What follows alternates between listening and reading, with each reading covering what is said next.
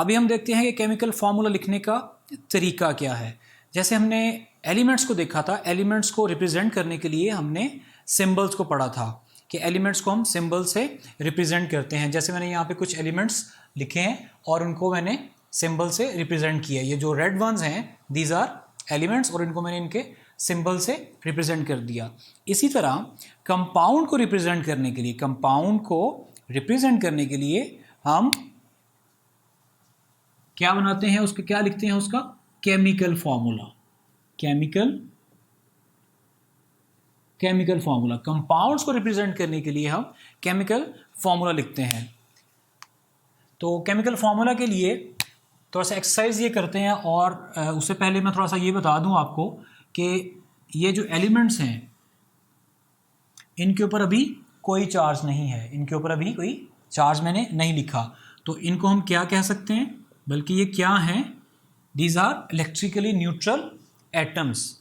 और अगर इसके ऊपर मैं इसका चार्ज लिख दूं, इसकी वैलेंसी लिख दूं, tendency to combine with other element, valency की डेफिनेशन याद कीजिएगा, tendency to combine with other elements. अब मैंने इसकी वैलेंसी लिख दी तो it's no more a atom. ये क्या बन गया, ये आपका आयन बन गया। अब ये एटम नहीं इसको हम बोलेंगे, इसको मैं आयन बोलूँगा। ये अभी भी एटम है सारे, इनके ऊपर अभी कोई चार्ज नहीं है। और इस +1 का मतलब है sodium has a tendency, has a capability to give up 1 electron. Plus का मतलब है कि ये एक इलेक्ट्रॉन दे रहा है, 1 का मतलब है कि एक electron from its outermost shell. मैं थोड़ा सा क्विक रिकैप भी कर रहा हूँ साथ साथ। अच्छा जी, मैग्नीशियम है, मैग्नीशियम के ऊपर अगर मैं +2 लगा दूं तो ये भी हमारा क्या बन गया, आयन। अब हमारे पास एटम सिर्फ ये बच गए। तो +2 का मतलब क्या है, थोड़ा याद कीजिएगा। प्लस का मतलब है कि मैग्नीशियम 2 इलेक्ट्रॉन दे सकता है और 2 का मतलब है 2 electron from its outermost shell. इसी तरह कैल्शियम की भी 2 है और एल्यूमिनियम की 3 है। तो अब ये सारे एटम्स जो हैं वो सारे क्या बन गए, आयंस बन गए। सारे एटम्स क्या बन गए, आयन। अब ये आयन है और ये आयन है। इसी तरह क्लोरीन -1 -2, तो ये भी क्या बन गए, आयन, आयन बन गए। अब मैंने ये ब्लैक वंस में कुछ लिखे हैं, these are radicals, these are radicals, क्योंकि इसमें मोर देन 2 एटम्स हैं और इनके ऊपर जो नेट चार्ज है वो ये होता है।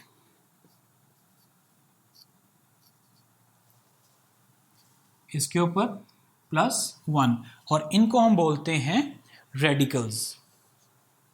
चलिए जी स्टार्ट करते हैं अपनी एक्सरसाइज जिसकी तरफ हम जाना चाह रहे थे। ये सिर्फ एक क्विक रिकैप था आपका, एटम, रेडिकल और आयन के अंदर डिफरेंस क्या है। तो हम केमिकल फॉर्मूला लिखते कैसे हैं अब हम वो देखते हैं। सबसे पहले sodium and chlorine, sodium and chlorine. तो गौर से देखिएगा कि इसकी जो वैलेंसी है दैट इज +1 और इसकी वैलेंसी है -1। तो लिखने का सिंपल तरीका है कि इसकी जो वैलेंसी है विदाउट इट्स चार्ज वो हम इसके सबस्क्रिप्ट में लिखेंगे। मैंने एरो इस तरफ लगाया है, ये एरो है इसका, ये। और इसकी जो वैलेंसी है विदाउट इट्स चार्ज वो इसके सबस्क्रिप्ट में लिखेंगे। इसकी वैलेंसी इसके सबस्क्रिप्ट में और इसकी वैलेंसी विदाउट चार्ज, चार्ज नहीं लिखना, इसके सबस्क्रिप्ट में। तो लिखते हैं NaCl, दोनों 1 है, दोनों 1 है। +1 -1 कैंसल आउट, हम कुछ भी नहीं लिखेंगे, कुछ भी नहीं लिखेंगे। अगली एग्जांपल देखिए, फिर समझ में आएगा आपको थोड़ा सा। जैसे मैग्नीशियम और क्लोरीन, इसकी वैलेंसी क्या है, दोनों साइड बाय साइड लिख लीजिए, मैग्नीशियम एंड क्लोरीन। इस तरह लिखिए सबसे पहले। इसकी वैलेंसी क्या है 2 और वो कहां पे जानी है, क्लोरीन के सबस्क्रिप्ट में। तो यहाँ लिख दीजिए। और इसकी वैलेंसी क्या है? -1, 1, और वो कहाँ जानी है? मैग्नीशियम के सबस्क्रिप्ट में। तो इसका जो फॉर्मूला है वो बन गया MgCl2। ये 1 लिखने की, जैसे मैंने पहले बताया, ज़रूरत नहीं है, MgCl2। अगले पे आइएगा, इसको क्लोज करके लिख लें, MgCl2। इसी तरह कैल्शियम एंड क्लोरीन, ये मैंने कैल्शियम लिखा, ये मैंने क्लोरीन लिखा।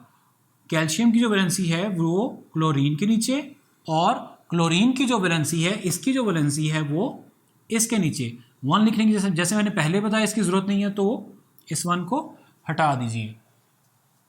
इसी तरह आगे चलिए, एल्यूमिनियम एंड क्लोरीन, तो मैं ये लिख सकता हूँ AlCl3, वैलेंसीज एक्सचेंज। इसी तरह ये रेडिकल है हमारे पास NH4, ये 4 इस रेडिकल का है, ये 4 इस रेडिकल का है जी। तो हमारा NH4 एंड Cl को मिला के हमारा बन गया अमोनियम क्लोराइड। थोड़ी सी एक्सरसाइज और करते हैं। अब हम क्या करते हैं, अब कार्बोनेट लेते हैं और सोडियम के साथ और इस पूरी प्लस पॉजिटिव रेडिकल्स के साथ, पॉजिटिव वैलेंसीज के साथ इसका रिएक्ट करवाते हैं। तो मैंने कार्बोनेट को पिक किया, ये सोडियम है, सोडियम एंड कार्बोनेट, इसकी वैलेंसी 2 है जो सोडियम के सबस्क्रिप्ट में आएगी, इसकी वैलेंसी 2 है और इसकी वैलेंसी 1 है। तो ये इसके यहाँ पे आ गई, इसको हम ब्रैकेट में लिखेंगे और यहाँ पे 1 और ये 2 इसके सबस्क्रिप्ट में, यहाँ पे 2, तो इसको हम लिखेंगे Na2CO3। ये 1 है और मैंने आपको बताया था 1 लिखने की ज़रूरत नहीं है। तो ये हमारा क्या बन गया, Na2CO3, सोडियम कार्बोनेट। इसी तरह मैग्नीशियम एंड कार्बोनेट के साथ क्या बनेगा, मैग्नीशियम, इसकी +2 है, इसकी -2 है। जब +2 और -2 हो गए तो दोनों कैंसल आउट हो गए, तो यहाँ पे लिखने की ज़रूरत नहीं है। 1 1 है तो लिखने की ज़रूरत नहीं है, 2 2 तो है तो लिखने की ज़रूरत नहीं है, +3 और -3 है तो लिखने की ज़रूरत नहीं है। तो ये हमारा बन गया मैग्नीशियम कार्बोनेट। इसी तरह कैल्शियम एंड कार्बोनेट क्या बनेगा, CaCO3। इसी तरह एल्यूमिनियम एंड कार्बोनेट, कार्बोनेट की वैलेंसी 2 है और एल्यूमिनियम की वैलेंसी जो है वो +3 है। तो कार्बोनेट की वैलेंसी किसके नीचे आएगी, एल्यूमिनियम के नीचे, और एल्यूमिनियम की वैलेंसी जो है वो कार्बोनेट के नीचे आएगी। लेकिन कार्बोनेट ये हमारा पूरा है, इसको जरा नोट डाउन कीजिएगा। ये कार्बोनेट जो है ये हमारा रेडिकल है CO3, इसको हम ब्रैकेट में इस तरह लिखेंगे और ये वाला 3 जो है इसके ऐसे सबस्क्रिप्ट में लिखेंगे। अगर हम इसको लिख दें Al2CO3 तो ये काफ़ी कंफ्यूजिंग है। तो इसका ये मतलब है कि ये 3 जो है ये सिर्फ ऑक्सीजन के साथ है। तो इसको लिखने का तरीका ये है कि इसको आप ब्रैकेट में लिखेंगे और जो एल्यूमिनियम का 3 है वो इसके सबस्क्रिप्ट में है विद ब्रैकेट। तो ये हमारा बन गया aluminium chloride. This is aluminium carbonate, calcium carbonate, magnesium carbonate, sodium carbonate. ये हमारा सोडियम क्लोराइड, ये हमारा magnesium chloride, calcium chloride, aluminium chloride, ammonium chloride. ये सारे सिंबल्स आपकी बुक में दिए हुए हैं और ये सारे सिंबल्स आपने याद करने हैं, सारे सिंबल्स याद करने हैं और सारे रेडिकल्स याद करने हैं और उनकी वैलेंसीज याद करनी है। तो इसी एक्सरसाइज को कंटिन्यू कीजिएगा, कंटिन्यू करें इसी एक्सरसाइज को तो इसी एक्सरसाइज को जो है वो आप कंटिन्यू करें और इनको नाम भी इसके लिखें। मैंने यहाँ पे एलिमेंट्स के और रेडिकल्स के नाम नहीं लिखे क्योंकि ये काम आपका है, ये आपने याद करने हैं और इन कंपाउंड्स को आपने नाम भी देना है जैसे मैंने आपको बताया।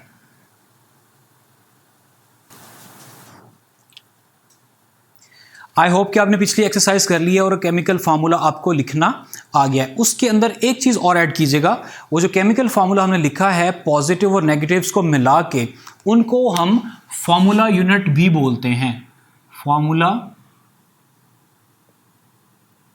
यूनिट, उनको हम फार्मूला यूनिट बोलते हैं। फार्मूला यूनिट आयोनिक कंपाउंड्स का होता है, और आयोनिक कंपाउंड्स क्या होते हैं?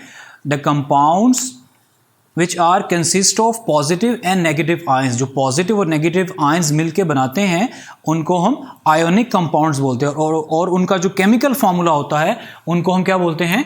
Formula unit. तो पिछली एक्सरसाइज के अंदर एक पॉइंट ऐड कर लीजिएगा फार्मूला यूनिट का।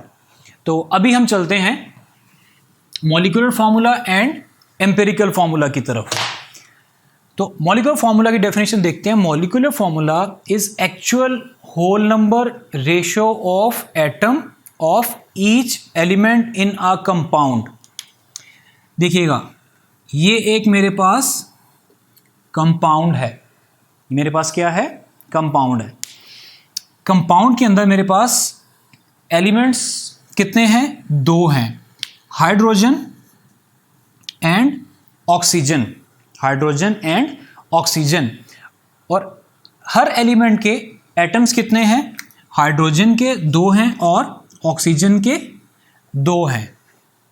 तो ये जो फॉर्मूला है ये actual whole number ratio of a atom of each element in a compound. तो इसके साथ जो एम्पिरिकल फार्मूला है, एम्पिरिकल फार्मूला की डेफिनेशन है, empirical formula of a compound is a chemical formula that gives the simplest whole number ratio. Simplest whole number ratio, इसको underline कीजिएगा। ये था actual whole number ratio. It's a simplest whole number ratio of atoms of each element. इस examples को देखिएगा कि ये 2 हमारे पास एलिमेंट थे, ये हमारे पास कंपाउंड था और इसके अंदर 2 एलिमेंट्स हैं, हाइड्रोजन एंड ऑक्सीजन। हाइड्रोजन के कितने एटम्स हैं? 2। ऑक्सीजन के कितने एटम्स हैं? 2।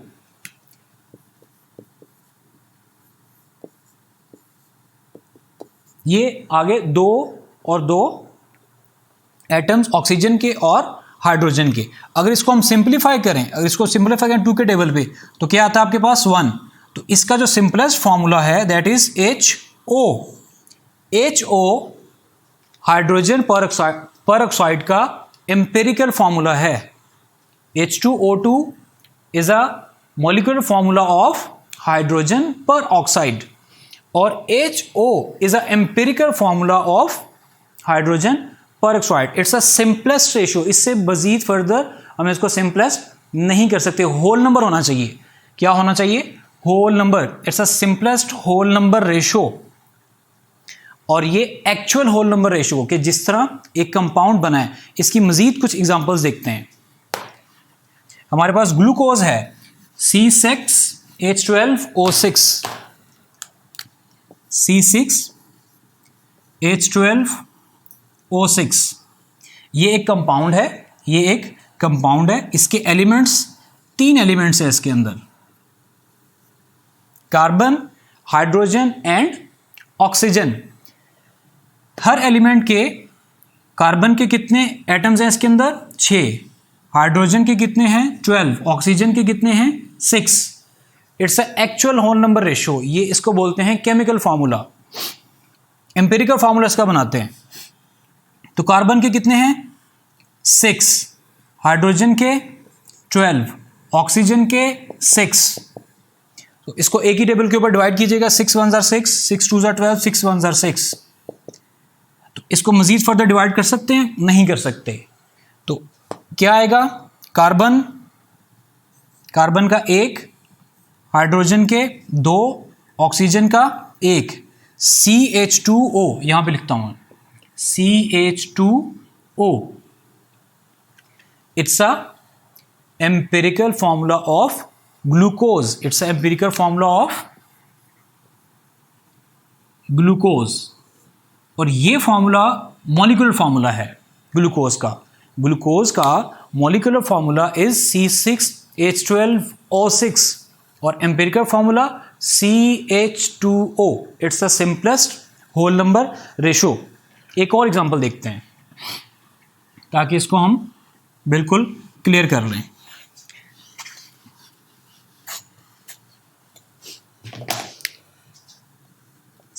CH3COOH, इसमें देखिएगा ये कंपाउंड है और कंपाउंड के अंदर कितने एलिमेंट्स हैं? कार्बन एक एलिमेंट, हाइड्रोजन एक एलिमेंट, ऑक्सीजन थर्ड एलिमेंट, इसमें टोटल 3 एलिमेंट्स हैं। अब इन एलिमेंट्स के एटम काउंट करते हैं। कार्बन 1 2, कार्बन के कितने एटम्स? 2, हाइड्रोजन के 3 ये और 1 ये 4, ऑक्सीजन के 2। Let's make the empirical formula of CH3COOH। तो हमारे पास एक्चुअल नंबर क्या है? 242। इसको सिंप्लीफाई कीजिएगा, 2 1s are 2, 2 2s are 4 and 2 1s are 2। तो ये हमारा क्या था? ये कार्बन है, कार्बन के 1, हाइड्रोजन 2, ऑक्सीजन 1। तो इसको हम लिख सकते हैं CH2O। CH2O is a empirical formula for CH3COOH। और ये इसका क्या था? Molecular formula. ये इसका एक्चुअल होल नंबर था कि एक कंपाउंड के अंदर डिफरेंट एलिमेंट्स के एटम्स की कंपोजिशन क्या है। ये इसका मॉलिक्यूलर फॉर्मूला था और ये इसका empirical formula, simplest whole number ratio of atom of each element.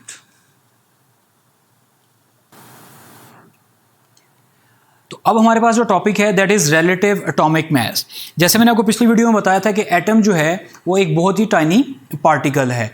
अपने मैं हेयर टिप के ऊपर 5 लाख एटम जो है वो अरेंज कर सकता हूँ। तो इसका मतलब है कि एटम का जो मास है उसको कैलकुलेट करना भी बहुत मुश्किल है इतने छोटे पार्टिकल का।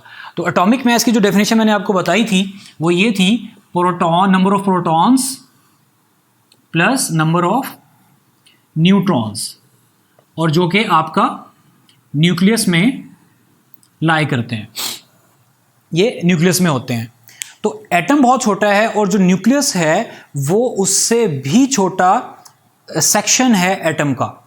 तो साइंटिस्ट को और केमिस्ट को ये बहुत बड़ा चैलेंज था कि एटम का जो मास है वो किस तरह कैलकुलेट किया जाए। तो उन्होंने इस प्रॉब्लम को सॉल्व किया by taking carbon 12 as a reference. इन्होंने क्या किया? रेफरेंस बनाया किसको? कार्बन 12 को। कार्बन 12 मतलब इसमें जो 6 हैं वो प्रोटॉन्स हैं, 6 प्रोटॉन्स हैं और 6 जो हैं वो न्यूट्रॉन है। तो ये 12 बनता है। तो रेफरेंस बनाने का मतलब क्या है, पहले इसको समझ लेते हैं। जैसे मैं आपसे पूछूं कि आपका वेट कितना है, आप बताएंगे 40 kg, 30 kg, 50 kg। तो आपने मुझे अपना एक्चुअल वेट नहीं बताया, आपने मुझे रिलेटिव वेट बताया। रिलेटिव वेट कैसे बताया? हमने ये मान लिया कि लंदन की लेबॉर्ट्री के अंदर हमने प्लाटिनम और रेडियम का 1 किलो का बार्ट बनाया। 1 किलो का बार्ट बना के उसका जो सैंपल है वो वहाँ पे रख दिया और पूरी दुनिया में उसको इंट्रोड्यूस करवा दिया कि जिसने भी 1 किलो 1 kg जो है मैयर करना है वो उस वेट के इक्वल वो प्लाटिनम और रेडियम का बना हुआ है। हमने क्या किया, उसको आयरन का बना के, लोहे का बना के पूरी दुनिया में साइंटिस्ट ने उसको डिस्ट्रीब्यूट कर दिया to calculate the relative mass. जब आप किसी शॉप के ऊपर जाते हैं तो आप 1 किलो चीनी या 1 किलो सेब उससे मांगते हैं तो वो क्या करता है, अपनी वेइंग मशीन के अंदर ये 1 किलो का 1 kg का बार्ट जो है, जिसका रेफरेंस मैंने बताया कि लंदन की लेबॉर्ट्री के अंदर प्लाटिनम और रेडियम का सैंपल बना के हमने वहाँ पे रखा हुआ है और इससे उसी वेट का ये 1 kg का पूरी दुनिया में डिस्ट्रीब्यूट किया गया है।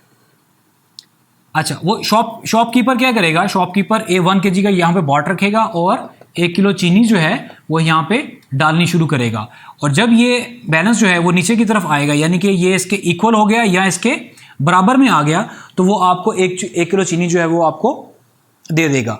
तो उसने आपको रिलेटिव मैस दिया, उसने आपको क्या दिया, रिलेटिव मैस दिया एक रेफरेंस के साथ।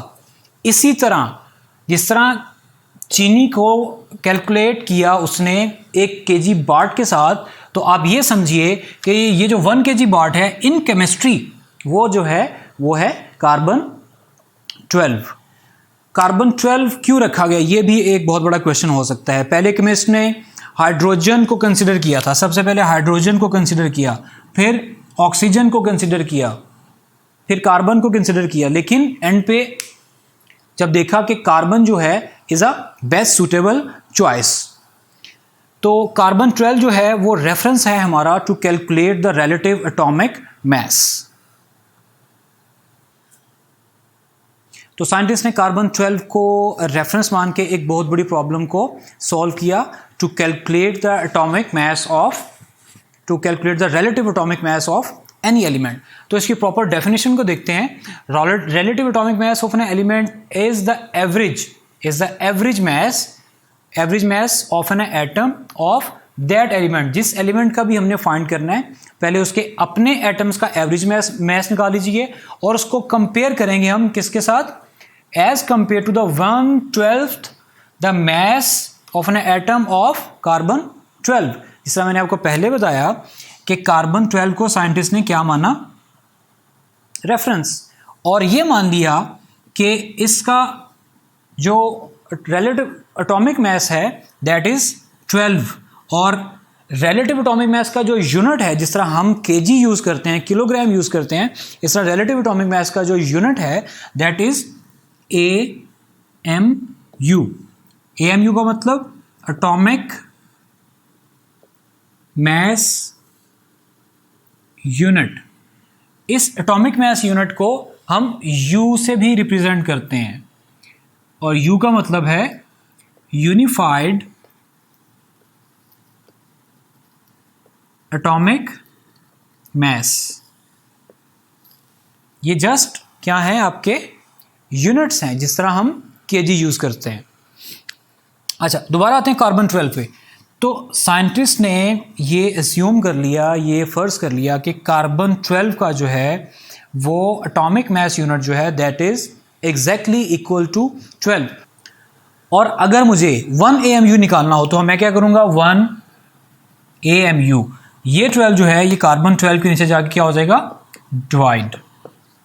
तो ये वही हमारी डेफिनेशन बन गई। अब और से देखिए, as compare to the 1/12 the mass of an atom of carbon 12, 1/12 of a mass of an carbon 12। तो किसी भी एलिमेंट के एटम का अगर हमने रिलेटिव एटॉमिक मैस फाइंड करना है तो ये उसका फार्मूला है। तो 1 AMU किलोग्राम्स में कितना होता है, इसको हम देखते हैं कि 1 AMU is equal to how many grams और किलोग्राम्स। तो अभी हम किलोग्राम जो है वो काफ़ी बड़ा यूनिट है, तो हम देखेंगे 1 AMU is equal to how many grams, that is equal to 1.66 into 10⁻⁻24 grams. अगर हम AMU की कैलकुलेशन करें जो साइंटिस्ट ने करके हमें ये एक फिगर दी है, तो 1 AMU is equal to 1.66 into 10⁻⁻24। तो AMU को हमने किस में देख लिया, ग्राम्स के अंदर देख लिया। यही वैल्यू जो है वो हम न्यूमेरिकल्स के अंदर भी यूज़ करेंगे। तो हमने 1 AMU का रिलेशन जो है वो फाइंड कर लिया। 1 AMU जो है 1 AMU is equal to 1/12 of mass of carbon 12 atom. अब इसके साथ कंपैरिजन करके बाकी एलिमेंट्स के एटम्स का हम रिलेटिव एटॉमिक मैस फाइंड करेंगे। For example, mass of one oxygen atom मैं लिखूंगा 16, कंपेयर करूंगा किसके साथ, जो हमारा रिलेशन है, into mass of carbon 12 atom.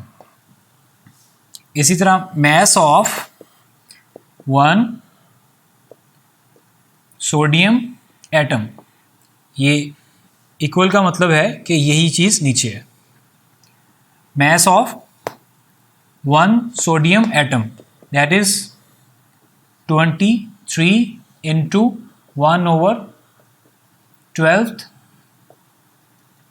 mass of carbon 12 atom।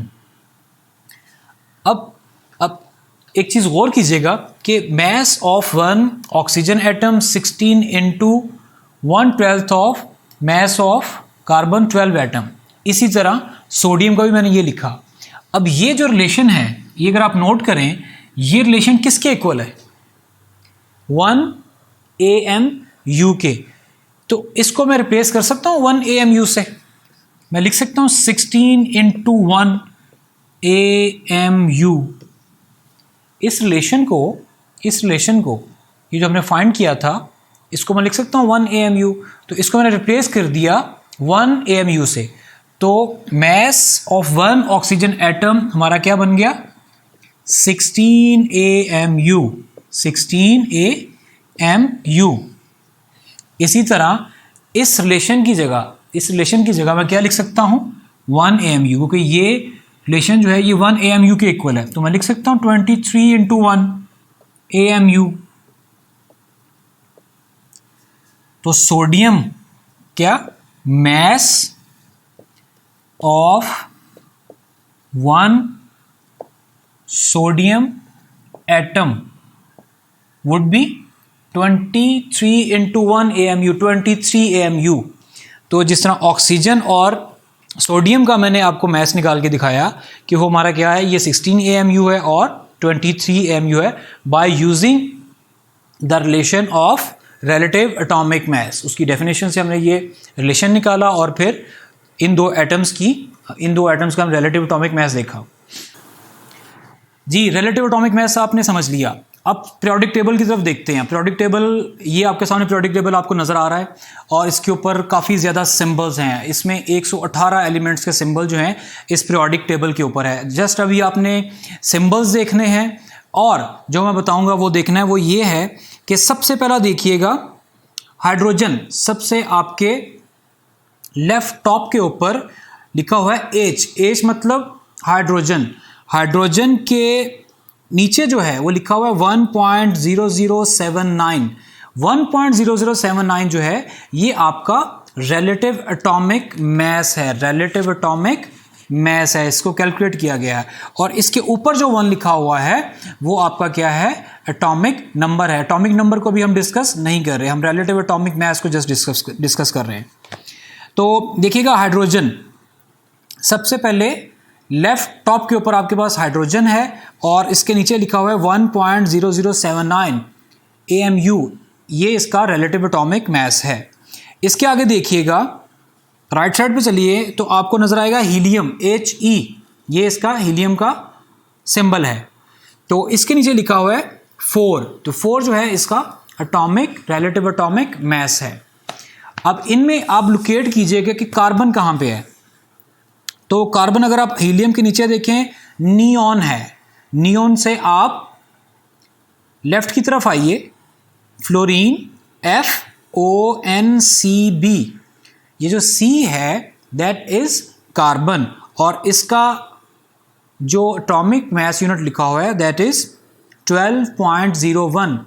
लेकिन मैंने तो आपको डेफिनेशन में बताया था कि कार्बन जो है वो एग्जैक्टली 12 है, तो ये 12.01 कैसे आया?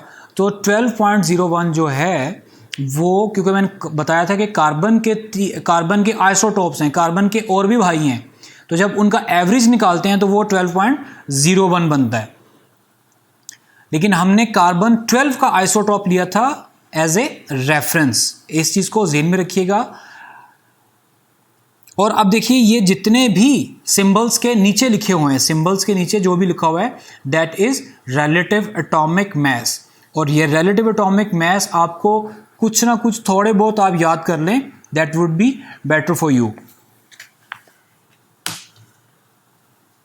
तो पीरियोडिक टेबल आपने देखा, उसमें रिलेटिव एटॉमिक मैसेज देखे और मैंने आपको उसमें एक्सप्लेन किया कि कार्बन का जो था वो रिलेटिव एटॉमिक मैथ जो था वो मेंशन किया हुआ था 12.01। तो मैंने तो आपको ये बताया था कि कार्बन 12 का जो रिलेटिव एटॉमिक मैस है वो एग्जैक्टली इक्वल टू 12 AMU है। तो ये 12.01 जो है ये एवरेज है, क्योंकि मैंने बताया था कि कार्बन के जो हैं और भी भाई हैं, जब उनके एटॉमिक मैसेज का एवरेज लिया जाता है तो वो आपका 12.01 बनता है। तो इससे कंफ्यूज ना होइएगा। तो अभी हम जो टॉपिक डिस्कस करेंगे वो हमारा है molecular mass and formula mass. Molecular mass, let's suppose हमारे पास एक ये मॉलिक्यूल है H2O, इसके अंदर एटम्स हैं और उनके कुछ मैसेज हैं। इस पूरे मॉलिक्यूल का, इस पूरे कंपाउंड का अगर मैं मैस निकालूं तो उसको मैं क्या बोलूँगा? Molecular formula, molecular mass, sorry mass. अब हम मैस कैलकुलेट करने जा रहे हैं,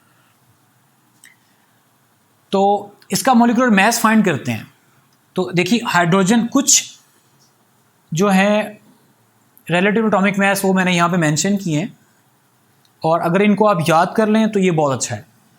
कार्बन का तो हमें पता है वो कितना है, 12।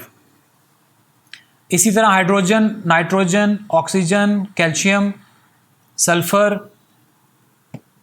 पोटाशियम और सोडियम। अभी हम वाटर का मॉलिक्यूलर मैस फाइंड करते हैं।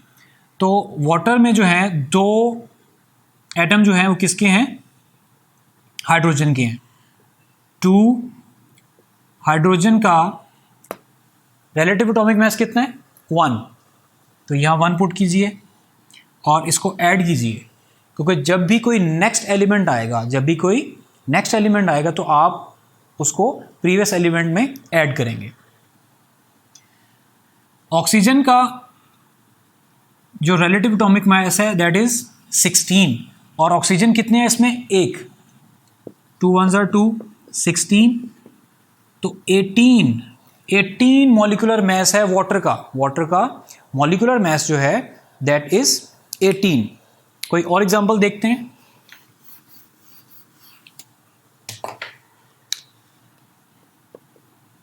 HNO3 nitric acid, HNO3। तो इसमें हाइड्रोजन, सबसे पहले हाइड्रोजन का atomic mass, relative atomic mess that is 1, add करेंगे नेक्स्ट एलिमेंट के अंदर। नाइट्रोजन का रिलेटिव एटॉमिक मैस जो है वो 14 AMU है, 14। ऑक्सीजन का रिलेटिव एटॉमिक मैस 16, और इसके कितने एटम्स हैं? 3।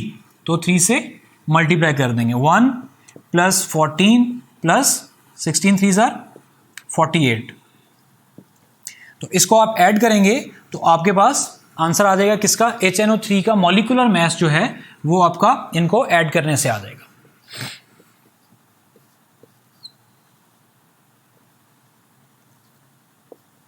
(63) is a molecular mass of nitric acid HNO3। तो अभी हम देखते हैं, ये मॉलिक्यूलर मैस देखा हमने, और अभी हम देखते हैं फॉर्मूला मैस।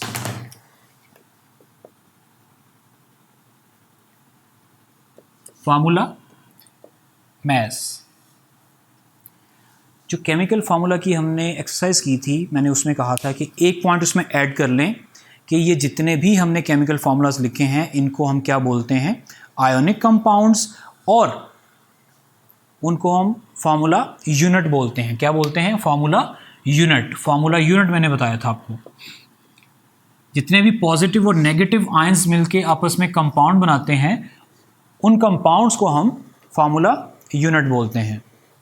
उस केमिकल फार्मूला को हम फार्मूला यूनिट बोलते हैं। और फार्मूला यूनिट का मैस फाइंड करने को हम क्या बोलते हैं? Formula mass. For example NaCl, ये पॉजिटिव और नेगेटिव आयन से मिलके बना है, तो ये हमारा क्या हुआ? फार्मूला यूनिट हुआ। अब इसका हम फार्मूला मैस फाइंड करते हैं। तो फार्मूला मैस फाइंड करने के लिए सेम मेथड है। सोडियम का जो AMU है दैट इज 23। ऐड करेंगे क्लोरीन का AMU, क्लोरीन का रिलेटिव एटॉमिक मास, क्लोरीन का रिलेटिव एटॉमिक मास जो है वो यहाँ पे लिखा, वो होता है 35.5। तो इन दोनों को जब आप ऐड करेंगे तो आपके पास फॉर्मूला मास आ जाएगा किसका, आयोनिक कंपाउंड का, NaCl का। NaCl जो है वो आपका आयोनिक कंपाउंड है। तो जस्ट ये एक डिफरेंस है formula unit of formula mass की जब हम बात करते हैं, तो इसका मतलब है हम आयोनिक कंपाउंड्स की बात कर रहे हैं। दोबारा सुन लीजिए, जब भी हम फार्मूला यूनिट या फार्मूला मास की बात करते हैं तो हम आयोनिक कंपाउंड्स की स्पेसिफिकली बात कर रहे हैं। तो मॉलिक्यूलर मास निकालना या फार्मूला मास निकालना बिल्कुल सेम मेथड है, जैसे उसके नेम डिफरेंस है और उसकी लॉजिक डिफरेंस है। अब हम मोल के कॉन्सेप्ट को देखते हैं कि मोल क्या है। Mole basically amount of substance का SI यूनिट है। तो इसकी जो डेफिनेशन है, the amount of substance which contains as many particles as 12 gram of carbon atom. जी, अब हमारे पास जो कॉन्सेप्ट है, जो टर्म है, दैट इज मोल। मोल जो है अमाउंट ऑफ सब्सटेंस का SI यूनिट है, ये इसका मोल ऑफ सब्सटेंस का यूनिट है। उसकी डेफिनेशन जो है, the amount of substance which contains as many particles as 12 gram of carbon atoms. इस डेफिनेशन को, इस रिलेशन से समझने की कोशिश कीजिएगा, यहाँ से समझना ज़्यादा आसान है कि 1 मोल जो है, 1 मोल वो आपका इक्वल होता है 6.02 इंटू 10⁻23 पार्टिकल्स। कि अगर मैं कोई भी सब्सटेंस लेता हूँ और वो 1 मोल है, लेट्स से मैंने एक ये सब्सटेंस लिया और ये 1 मोल है, इस 1 मोल के अंदर जो पार्टिकल्स होंगे वो कितने होंगे, 6.02 इंटू 10⁻23, और इसको हम एवोगैड्रोस नंबर भी बोलते हैं।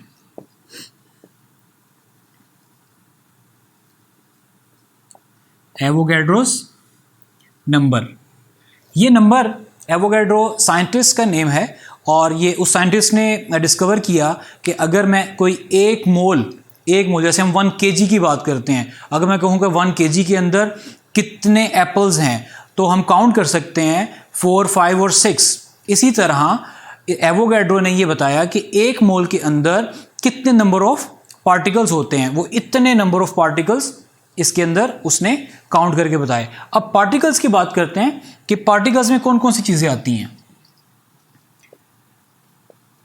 पार्टिकल्स में आपके ये एटम भी हो सकता है, मॉलिक्यूल भी हो सकता है, और आपका आयन भी हो सकता है। क्या हो सकता है, एटम, मॉलिक्यूल और आयन।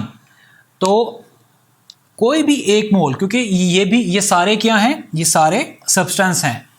एटम भी आपका सब्सटेंस है, मॉलिक्यूल और आयन भी आपका सब्सटेंस है। तो एक मोल के अंदर इतने नंबर ऑफ पार्टिकल्स होंगे, या इतने नंबर ऑफ एटम्स, या इतने नंबर ऑफ मॉलिक्यूल्स, या इतने नंबर ऑफ आयन्स होंगे, अगर हम एक मोल लेते हैं। हमने अपने रिलेटिव एटॉमिक मास को जो है वो AMU से रिप्रेजेंट किया था, उसका जो यूनिट था वो AMU है। और मोलर मास क्या है, मोलर मास ये है कि जब हम अपने मैसेज को आप ग्राम्स में रिप्रेजेंट कर दें तो वो हमारा मोलर मास है। जैसे ऑक्सीजन जो है, ऑक्सीजन का AMU जो था वो था 16 AMU। जब ऑक्सीजन के AMU को हम ग्राम्स के अंदर रिप्रेजेंट कर दें तो इसको हम क्या बोलते हैं, मोलर मास। इसी तरह सोडियम 23 AMU, जब 23 AMU को मैं 23 ग्राम्स लिख दूं तो ये हमारा क्या बन जाएगा, मोलर मास। इसी तरह मॉलिक्यूलर मास जो हमने फाइंड किया था, उसको जो AMU में हमने रिप्रेजेंट किया था, उसको मैं ग्राम साथ लगा दूं, G साथ लगा दूं ग्राम का, तो वो हमारा क्या बन जाएगा, मोलर मास। बहुत सिंपल है, जस्ट AMU की जगह आपने G लिखना है तो वो आपका क्या बन जाएगा, मोलर मास। तो मोलर मास के साथ हमारे 2 फार्मूलाज हैं जो हम अपनी न्यूमेरिकल्स और अपनी कैलकुलेशंस में यूज़ करेंगे। सबसे पहले नंबर ऑफ मोल्स, सबसे पहले नंबर ऑफ मोल्स देखते हैं। इसका फार्मूला क्या है, इसका फार्मूला है known mass of a substance, जो हमें मास पता होगा, फिर उस क्या है, molar mass, molar mass of a substance, molar mass of a substance. तो ये हमारे पास फार्मूला है नंबर ऑफ मोल्स फाइंड करने का, known mass of a substance और molar mass of a substance. Simple सी कैलकुलेशन देखते हैं। फॉर एग्जाम्पल के तौर पे मैं लेता हूं कि 8 gram of NaCl, 8 gram of NaCl में कितने नंबर ऑफ मोल्स होंगे, 8 ग्राम ऑफ NaCl में कितने नंबर ऑफ मोल्स होंगे। तो जस्ट इस फॉर्मूले में पुट करेंगे। Non mass of a substance क्या है, 8 ग्राम। 8 ग्राम जो है ये इसका मास जो है वो हमें पता है। और मोलर मास मैंने जैसे अभी आपको बताया कि सोडियम NaCl का जो अपने मॉलिक्यूलर मास फाइंड किया था वो क्या था, 23 प्लस 35.5, ये आपका बनता है 58.5। अगर 8 डिवाइड बाई 58.5 करें तो इसका आंसर आपका बनेगा 0.136। तो ये नंबर ऑफ मोल्स हैं हमारे पास, ये हमारे पास नंबर ऑफ मोल्स हैं 8 ग्राम ऑफ NaCl में। 8 ग्राम ऑफ NaCl में 0.136 जो हैं ये नंबर ऑफ मोल्स हैं। इसी तरह इस इक्वेशन में देखिएगा, इसी तरह अगर हमें मोलर मास फाइंड करना है तो हम क्या करेंगे, number of mass of a substance divided by number of moles. मैं आपको लिख के दिखाता हूं। इसमें देयर आर 3 वेरिएबल्स, इस इक्वेशन के अंदर 3 चीजें हैं और आप तीनों 1 बाय 1 फाइंड कर सकते हैं अगर आपको बाकी 2 पता हो। Let's suppose number of moles find करने का ये फार्मूला है। अगर मैंने मोलर मास फाइंड करना है तो उसका क्या फार्मूला होगा, मोलर मास ऑफ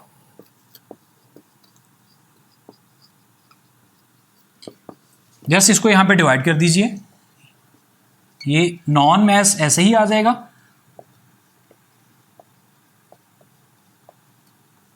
और ये नंबर ऑफ मोल जो है वो यहां पे आके डिवाइड हो जाएगा। इसका मतलब ये है कि अगर हमें न्यूमेरिकल के अंदर क्वेश्चन ये पूछा जाए कि मोलर मास क्या है किसी सब्सटेंस का, जो मैंने ये फाइंड किया है, तो हमें उसका क्या पता होना चाहिए, उसका मास जो है वो पता होना चाहिए और नंबर ऑफ मोल्स पता होना चाहिए। अगर ये दोनों चीज़ें पता होंगी तो हम ये चीज़ फाइंड कर सकते हैं। लाइकवाइज हम ये जो मास है इसको भी फाइंड कर सकते हैं। अगर हमें नंबर ऑफ मोल्स पता हो और मोलर मास हम फाइंड ऑलरेडी कर सकते हैं तो इससे हम दोनों को मल्टीप्लाई अगर करें, ये आगे इधर मल्टीप्लाई हो जाएगा, तो इससे हमारा क्या निकल आएगा, सब्सटेंस ऑफ एनी मास हमारे पास निकल आएगा अगर हम नंबर ऑफ मोल्स को मोलर मास के साथ मल्टीप्लाई कर दें। इसके अलावा एक और हमारे पास इक्वेशन है जो हम यूज करेंगे न्यूमेरिकल्स के अंदर। Number of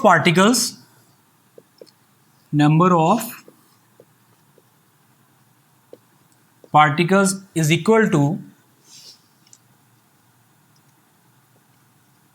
number of moles multiply 6.02 into 10⁻23 कि अगर मैंने नंबर ऑफ पार्टिकल्स फाइंड करने, और पार्टिकल्स मैंने आपको बताया था कि पार्टिकल्स आपके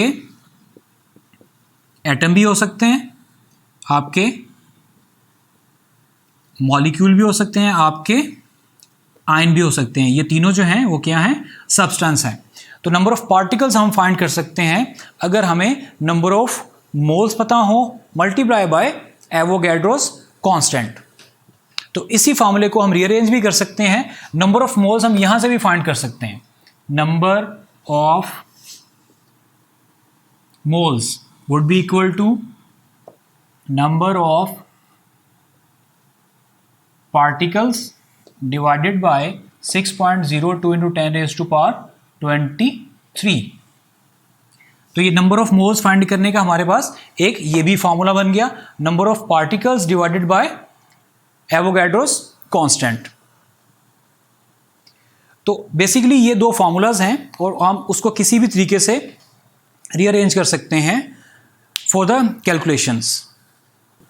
नंबर ऑफ मोल्स के फार्मूलाज देखने के बाद आज हमारा जो फर्स्ट चैप्टर है केमिस्ट्री का, फंडामेंटल्स ऑफ केमिस्ट्री, वो उसके जो कॉन्सेप्ट्स हैं वो कंप्लीट हो गए हैं। अगर आपको कोई कॉन्सेप्ट समझ में नहीं आया तो वीडियोस को बार बार देखिए, उसको समझने की कोशिश कीजिए और पॉइंट्स को नोट डाउन कीजिए। जब भी आप कोई लेक्चर सुने आप अपने पास कॉपी और पेंसिल रखिए और पॉइंट्स को नोट डाउन कीजिए और फिर उसको जाके बुक के साथ कंपेयर कीजिए और अपने नोट्स खुद बनाइए और उसके बाद फिर प्रैक्टिस कीजिए। प्लीज़ प्रैक्टिस कीजिए, आपने जस्ट प्रैक्टिस करनी है। Practice makes a man perfect. और ये जो आपको नोट्स बनाने का मशवरा दे रहा हूँ, अगर आप नोट्स बनाएंगे तो आपको पता चलेगा एग्ज़ाम्स के अंदर, अपने सेंडअप्स में या अपने टेस्ट में, कि जो आपके अपने बनाए हुए नोट्स हैं वो आपको बहुत जल्दी रिमाइंड करवाते हैं, आपको बहुत जल्दी याद आ जाता है। आपने साइड पे नोट्स लिखे होते हैं छोटे छोटे, जो आपको जो कॉन्सेप्ट हैं वो याद दिलाते हैं कि इसकी एग्जांपल क्या थी और ये हमने कैसे समझा था। तो प्लीज़ नोट्स जो प्रोफेसर्स के नोट्स हैं उनको ना पढ़िए, अपने लेक्चर को नोट डाउन कीजिए, उसको बुक के साथ कंपेयर कीजिए और अपने नोट्स खुद बनाइए। Thank you so much.